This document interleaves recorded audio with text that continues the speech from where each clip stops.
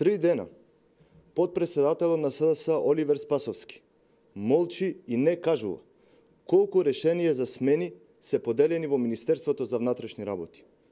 Колку од овие решенија се однесуваат на униформираниот, а колку на неуниформираниот дел. Кои се причините и законските основи за овие смени? Зошто овој податок се крие од јавноста? Дали некој го класифицирал овој податок како државна тајна само да направи политичка чистка во Министерството за внатрешни работи и да формира партиска полиција? Команданти на единици, началници на сектори, помошници кои зад себе имаат долгогодишно искуство во Министерството за внатрешни работи, сега се на удар на подпредседателот на СДС Оливер Спасовски. Сите оние кои имаат личен и професионален интегритет во Министерството станаа предмет на отстрел на новиот министер и неговиот политички тим.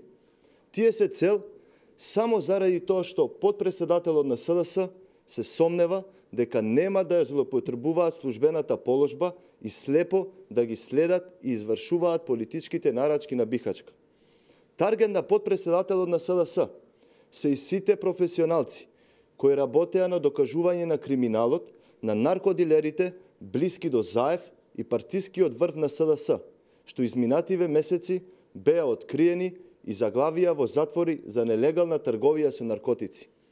Таргет на подпредседателот на СДС се сите професионалци кои учествуваа во акции за докажување на криминалот на неговиот пријател и соработник Зехир Бекири Чауш, но и сите оние кои работеа на прибирање докази за санкционирање на изборната корупција на СДС, почнувајќи од сомнителните исплати во општина Струмица, па се до подкупите на гласачи со дрва во Куманово.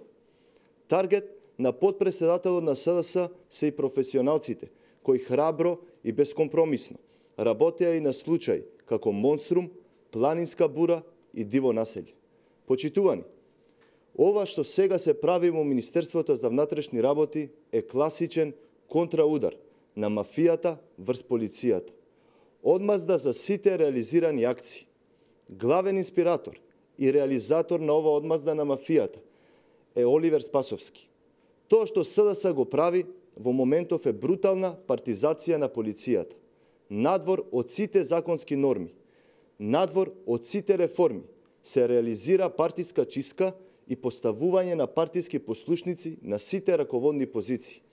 Подпредседателот на СДС и неговите партиски послушници секојдневно се јавуваат и повикуваат вработени во Министерството за внатрешни работи, кои низ долгите години во службата постепено ја граделе кариерата и стигнале до одредени позиции, за сега да им нудат одредени пониски позиции.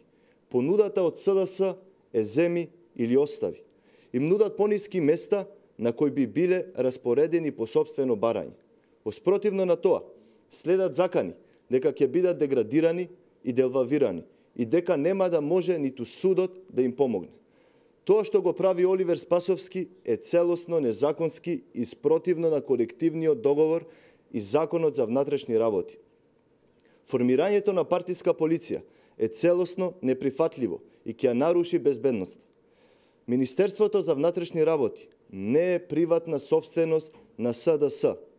ВМРО-ДПМНЕ ги повикува професионалците во полицијата да не подлегнуваат на политички притисоци од страна на подпредседателот на СДС и правдата да ја бараат пред повисоките органи.